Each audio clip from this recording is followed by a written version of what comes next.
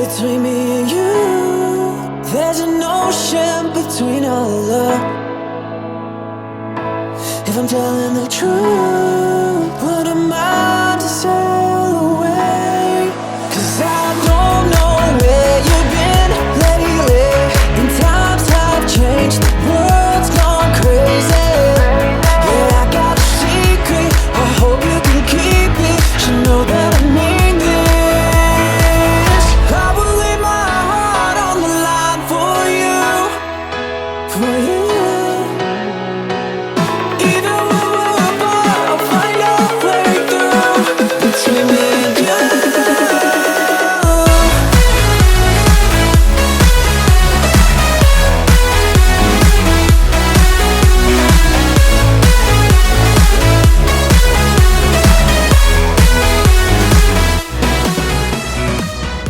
本影片由立宇当铺赞助播出，有资金需求可找立宇当铺，每万元月息只要200元，转档增额首月免利息，黄金首次首月免利息，政府立案优质服务，详细资讯在下方资讯栏。To make you believe that I will go the distance. 欢迎来到波比四只猫的频道，我是大酱。有没有看到我的新布布耶？然后今年2021哦，终于第一次在外面过夜，现在已经9月，已经是9月4号了。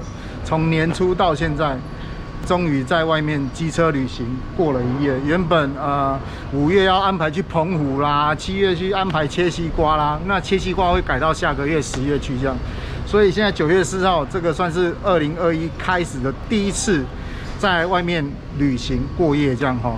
然后现在目前呢，我人在花莲的瑞穗乡的一间餐厅哦，叫做这个老家后山菜。那这一间餐厅呢，我是上网 Google 随便找的啦，然后可是评价好像不错，然后听说里面它的什么鸡啊，就是好像也蛮好吃的这样，所以我就预定了2只鸡，那其他的菜色就单点这样。我们进去用餐 ，Go！ 这一间老家后山菜是我在网络上临时找的餐厅，因为临时找，所以资讯不是很充足，只知道它的脆皮鸡很好吃，而且要先预定才吃得到。后来上网查询才发现，它还有杂菜堡跟芋头鸭，也是大家很推荐的。用完餐之后，因为天气太热，我们决定去玉里吃冰，再上山。拍摄这一支影片的时候是9月份，台湾的疫情也刚趋缓下来，也从3级警戒降为2级警戒。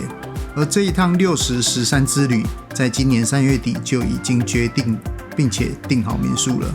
老实说，在7月的时候，我已经取消了2场的过夜旅行。7月的时候也还在3级警戒，我根本不知道9月份的60、13金针花之旅到底能不能去成。8月份的时候，我也万万没有想到我会把我的 T 妈卖掉，签了一台新的重机。而就在此时此刻，我骑着我的新车和一群久违不见的好友驰骋在这美丽的193县道上面。看到这样美丽的风景，当下心里真的是感动到眼眶泛泪。毕竟被限制了2个半月，现在能出门透透气，真的感觉到很幸福。这一路上，我是带着愉快、兴奋、开心的心情，展开我的2天1夜金针花之旅。我们现在来到玉里镇的一个三立冰品店哦，那这冰品店是在 Google 刚刚临时找的哦。这天气太热，我们刚才吃完饭，我们想说超市买个东西直冲那个民宿，可是大家想不行，太热了，夏天一定就要吃冰啊。那目前这个冰品店被我们整团包围中哦，算是还蛮隐秘的一个小冰店啊。那至于口味怎么样呢？我还没吃，不晓得，才刚点而已。那等一下吃完我再来跟你们分享。那我先吃冰去。各位观众，刚刚这个芒果冰一来的时候，我忘了拍给你们看，因为这个天气太热，然后我就跟我朋友那边聊天啊，然后喝冰啊，吃冰淇淋这样。结果我就这样一直吸，我才发现，对哦，我忘了拍这样。然后它这个芒果冰哦，其实整个喝起来的口感还蛮浓郁的、然后它这一杯70块，那像我朋友他们点的是那个绿豆冰沙，一杯50块，那价格算还 OK 啦。那假如以一杯70块的芒果冰沙来讲，因为我住双北市嘛，然后假如以这边跟双北市的那个价格跟品质来讲，我觉得这个70块还算很超值，真的还蛮超值的。然后喝起来真的是很浓郁，然后很解暑哦，整个人就清爽了起来。然后我们现在大家吃了喝的也差不多了，然后等一下又准备要往那个60蛋山出发。那现在是时间好像快2点半左右，那到山上也差不多3点10几分、20几分吧。那到了山上，再拍更多更漂亮的金针花给你看，待会见。吃完冰之后，继续往60石山前进。Google 路线带我走这一条我从来没走过的花75乡道。这一条花75乡道又称左富公路，是由玉里镇长良里到富里乡学田村之间的乡间道路，全长约21公里左右。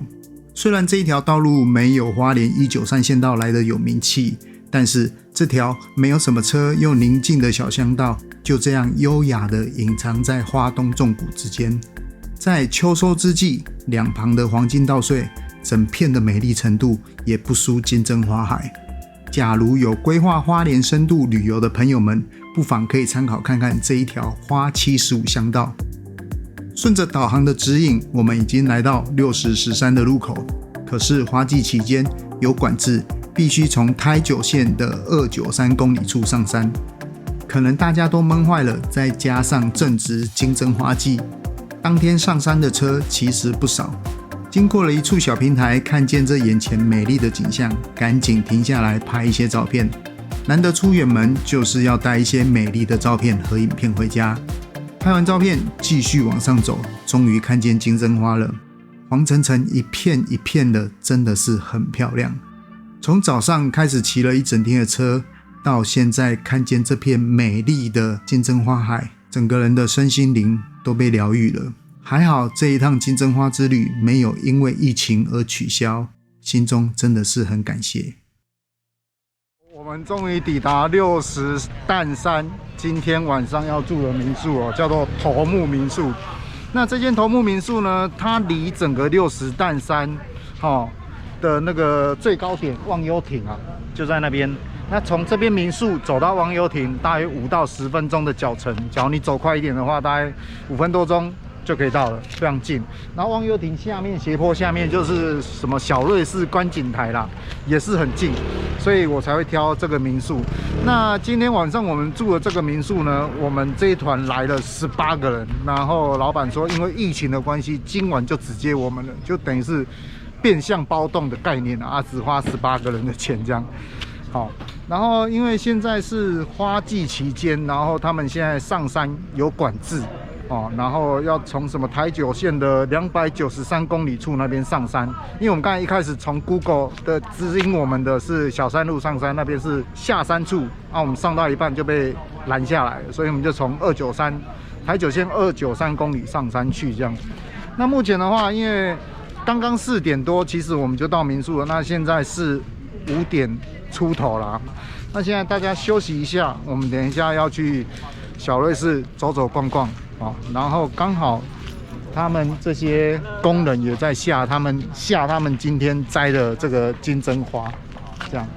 那等一下再拍更多有趣好玩的影片给你看，我们待会见。今日采收完毕的金针花正在下货中，老板娘现场跟我说明，这每包麻布袋里是重约20公斤左右的鲜针，就是尚未加工烘干的新鲜金针花，经过加工处理过的金针花才能食用。新鲜的金针含有微量的毒素，食用后是会造成呕吐、腹痛、腹泻等肠胃道刺激的症状。所以来到产地吃的金针花料理都是经过处理的，而不是当日新鲜现摘的金针花。还在下雨下到现在已经快1个小时了，小瑞士跟忘忧亭都没有办法上去拍了。然后刚才大家讨论的结果，可能就是明天早点起床，然后去看日出拍日出然后现在已经快6点了，我们大家也等这个雨停，也等了大概快1个小时，接近1个小时，所以大家就直接开始啤酒开喝了起来，好不好？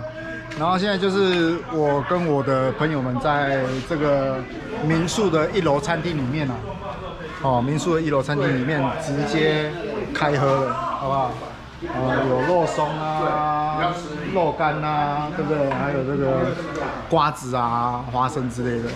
OK， 然后我到现在已经因为下雨，然后我现在到现在已经喝了4瓶，然后头开始有点微醺的感觉。OK， 好了，那我看今天晚上应该是拍不成。那我本来也想要说要拍星空啊、夜景什么的，我看这一片乌云，晚上我应该什么星空夜景也拍不成，只好期待明天早上的日出了。好，那我就先跟我朋友去狂欢喽，待会见。现在这个画面是去年2020年我第一次来到头目民宿的晚餐，和当天才认识的大哥大姐们一起享受这金针花的美味料理。今年因为疫情的关系，民宿没有提供金针花风味餐，真的是很可惜。看见去年的素材，我很怀念老板娘煮的风味料理。虽然吃不到风味餐，但是跟一群多年的好友们聊聊这半年来彼此的近况，聊聊工作，聊聊生活，喝个小酒，嗑个瓜子，这感觉也是挺好的。天气一直不见好转，只好翻出去年的缩时素材，再加上出动空拍机拍摄一下阴天又毛毛雨的60石山。透过遥控器上传回来的画面，我内心希望明天早上的日出是好天气，让我可以带着漂亮的影像素材回家留念。各位观众，早安！现在是那个早上的4点22分，我刚才突然惊醒，然后想说看一下外面的天气怎么样。我现在边走边讲好了。那可能到外面它那个画面会比较暗，因为 GoPro 在夜晚它的拍摄能力比较弱。那没关系，你们先听我讲话就好，因为我现在要就是边走边讲话，赶快走到那忘忧亭。然后我刚刚来到广场，往上抬头一看，我现在镜头是照着晚上的夜空没有照着我的脸。那我不晓得画面拍出来是不是清晰可见那我现在在照着我的脸，然后我现在要赶快走去那个忘忧亭那个地方要准备拍那个日出。然后对了，我刚才忘了讲，我往上这看那个夜空，哇靠，那个这星星真的是太夸张太漂亮了，清晰可见，真的是很漂亮然后我现在朋友他们都在睡觉，我一个人摸黑要去忘忧亭这样。OK， 好了，那我先专心走路，因为路太黑了。我拿我的 iPhone 当手电筒出来照路一下，路太黑了。那我先上去拍影片。那个60淡山最有名的反霞光出来了，然后现在超多摄影师都在拍那个反霞光，然后可是因为我在缩时摄影，我也懒得动，所以我的 GoPro 还在继续这边缩时摄影。然后我上面空中还有一台空拍机正在拍，所以我现在是目前这一台摄影机跟这个缩时摄影还有我的空拍机3台机子同时作业啊。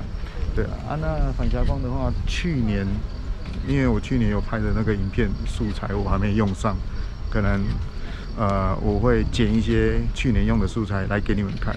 那老实说，去年那个素材拍的怎么样，我也不晓得，因为去年拍完之后我就掉到现在，然后那一部影片我到现在都还没剪出来，已经1年了，有够夸张。OK， 然后我现在就继续拍这样。那目前的话，现场很多的朋友都在拍，很多的民众都在拍，我绕一圈给你们看，现场到底多少人。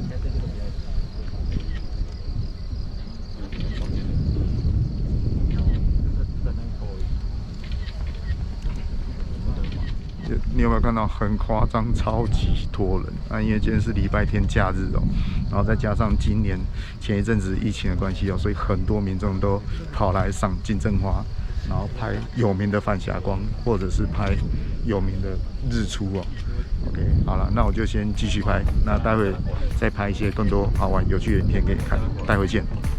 花东地区有3座金针山，分别是富里乡的六石石山、玉里镇的赤科山以及台东太麻里的金针山，是台湾3大金针花的栽培地区。而六石石山又以拍摄风光大景闻名，在六石石山的制高点忘忧亭，下午天气好的时候朝向花东纵谷拍摄，幸运的话可以拍摄到阳光穿透云层，那光芒洒落在纵谷之间，就好像有神降临一样。这样的景象又称为耶稣光或者是斜射光。傍晚到了晚上，又可以拍摄云海流动的琉璃光。晚上至半夜，没有光害的忘忧亭又可以拍摄银河跟星轨。到了清晨，东边可以拍摄日出，西边又可以拍摄反霞光。主角是金针花，背景是这些不同时段的光，全部给好给满，一次满足风光摄影师的愿望。假如这全部的大景要拍完，至少要在六石石山住上2天以上。在2007年，当地的乡公所以及农会已经正名为六石石山，台语的念法也叫做69山，没人在念60大山。那为什么叫六石石山或者是六石蛋山？我上网查询了一下，有2种版本流传。早在日治时期，一般水田每甲地的谷子收成量大约只有4到50担左右，而这一带的稻田每一甲却可以生产60担的谷子。另外一个版本的说法是在日治时期，这片山区本来是一片茂繁的樟树林，那为了炼制樟脑而被砍伐一空，结果发现在空旷的山坡上散布着60块的巨大石头，所以这里被命名为六石石山。不管是念六石石山或者是六石蛋山，听到名字大家都会想起这里美丽的金针花，配上壮丽的花东纵谷。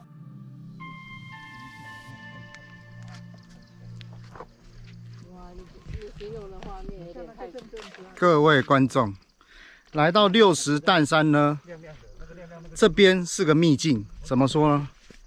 完全没游客只有我跟我太太，然后来这边跟车子跟这一片金针花海拍照，然后这边真的拍起来超漂亮。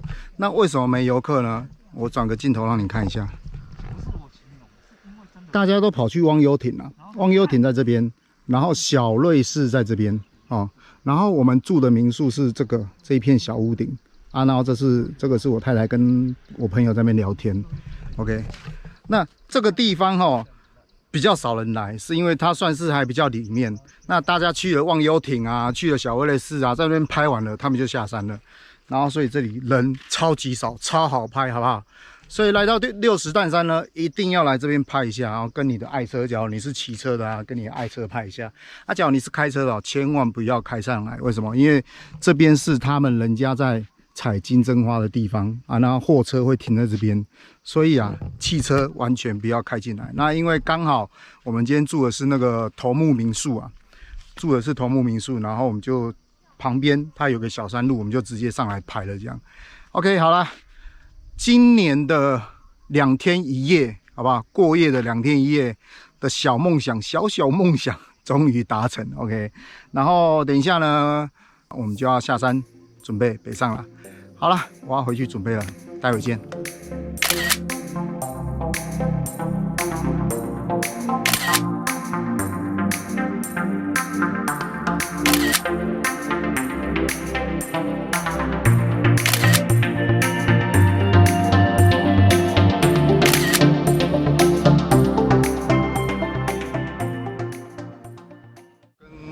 各位介绍一下这一间民宿的房间长什么样子然后以后假如你们要来住的话，可以参考一下。这一间的话是头目民宿整个六石蛋山最上面的一个民宿。那他住的话，他就是这样简单的雅房简单的雅房。这样的话算是4人房然后没有冷气，因为它晚上这边真的很凉，然后有电风扇这样就是很简单住啦。所以它整个这边全部都是雅房，然后在楼下的部分的话，它是有洗澡的，所以它洗澡的话是在楼下，然后在楼上这个部分的话是厕所，哦，有3间厕所啊，你可以在这边刷牙、洗脸这样。好 ，OK。然后这间民宿的话，我真的还蛮推荐的，因为它怎么讲，价格不贵啊，反正就睡觉住一晚嘛。然后离忘忧亭啊，然后离小瑞士啊，还有离我刚刚拍的那个秘境景点啊，非常非常的近。OK， 我们现在行李都准备完了，要出发了。Go。好，我带路。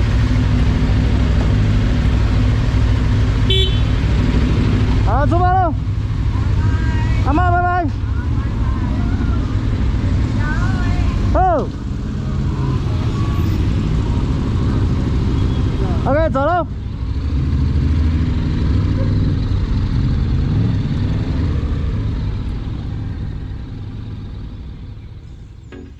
连续2年花季都来住头目民宿，这里就像小时候回南部一样。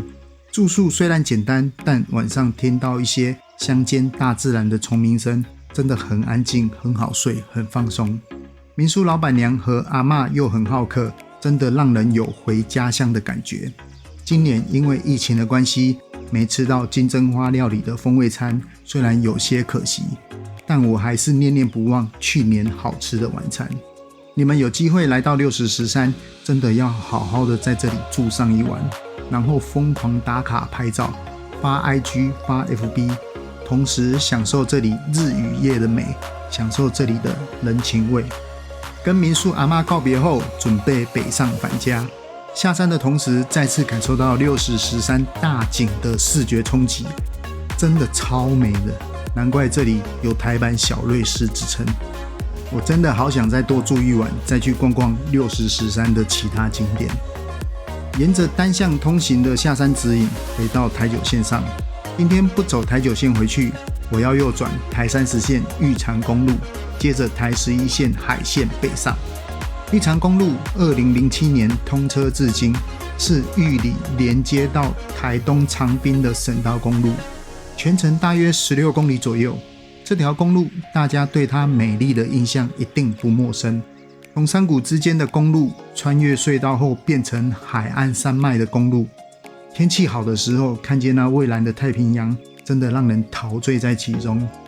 可惜在10月份的时候，玉长公路受到圆规台风外围环流的影响，花莲台东地区连日降雨不断，造成玉长公路在 29.8 公里处路面崩塌下陷，方向路面几乎没有行车空间，目前只有单向管制放行，短期之内应该是无法修复完成。出了玉长公路，继续沿着台11线北上，一路欣赏台湾美丽的东海岸线。我们来到了北回归线，在这里休息一下，毕竟年纪有了，膀胱也不太好，骑那么久，总该上个厕所吧。看到后面这个北回归线的这个标志啊，那我们现在人在这边休息，然后离我们中午要去吃的那个海鲜餐厅，我刚才 Google 看了一下，大约还要1个小时左右的车程。那现在才10点半，想说定中午12点了，那只有在这边休息半小时。那目前的话，我就跟我们这一群朋友在这边拉赛聊天，然后顺便飞个空拍，然后看个美景这样，然后还把我的小布布，好不好？小辉、小布布啊，牵来这边跟他拍个照片这样。OK， 好了，我休息一下，待会继续出发 ，Go！ 离开北回归线，我们继续北上，要前往海鲜餐厅吃饭。听说这家海鲜餐厅很厉害，除了餐点好吃很厉害，餐厅就坐落在海岸岩石上面，边用餐边看海景更是厉害。那为什么我会知道这家餐厅呢？也是在 Google 地图上面看到的。Google 地图啊，真的是规划旅游行程的好帮手欸。我们现在到吃中餐的地方，哇！现在天气好热，太阳好大。然后这一间叫做乌米海鲜餐厅哦，就在远雄海洋公园，在往花莲的方向往前一点点就到了。那这个的话，你们可以自行 Google 这样。那目前的话呢，就是我们今天现在定了14个人的位置啊。那我们的桌子就在那边哦。然后它的菜单的部分呢，现在我太太在跟老板在讨论菜色。那菜单的部分的话，它在这边都有哦，你可以自己拿那个单子来写啊，然后看你想要吃什么菜都可以。然后因为我们今天人比较多，大概14个人哦，所以我们就弄了一个大桌子这样，然后靠近一个海洋的地方。菜场会来几杯例子啊？我带你看一下，有没有？吃海鲜还可以赏海景哦。虽然这里有个钓竿，应该是不能钓啊。OK， 那等一下呢，菜色陆续上来的话，我再拍一下菜色给你看。假如我们没有吃完的话。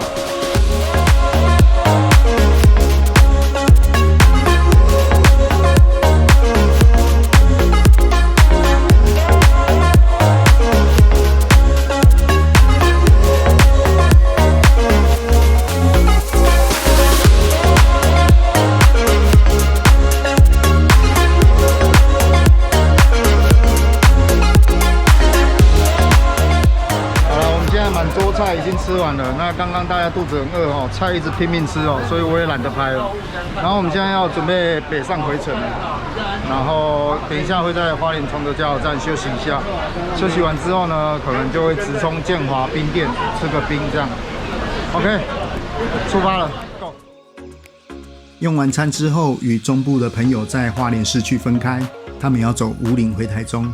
而我们在崇德加油站休息完毕后，也启程北上。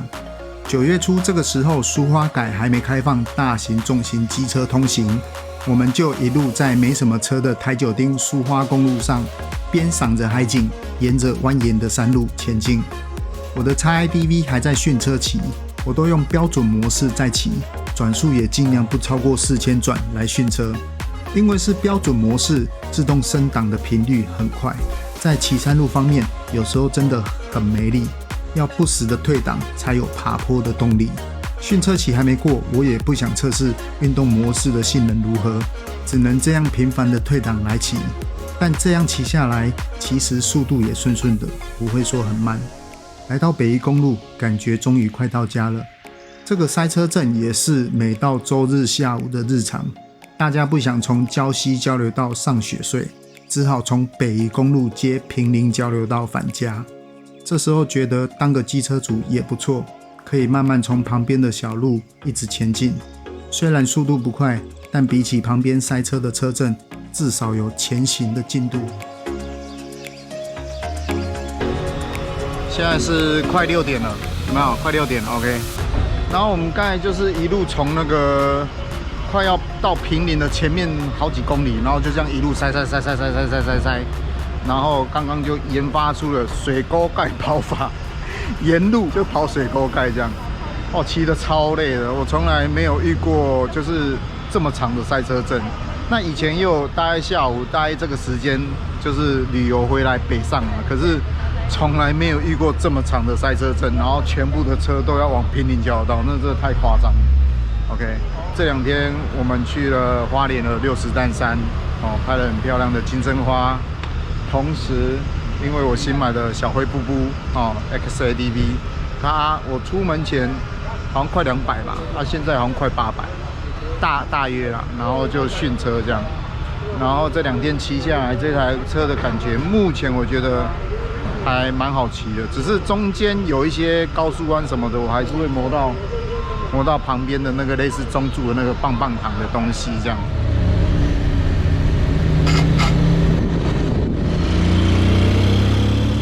整体上我觉得比我之前原本的 T-Max 还要好骑。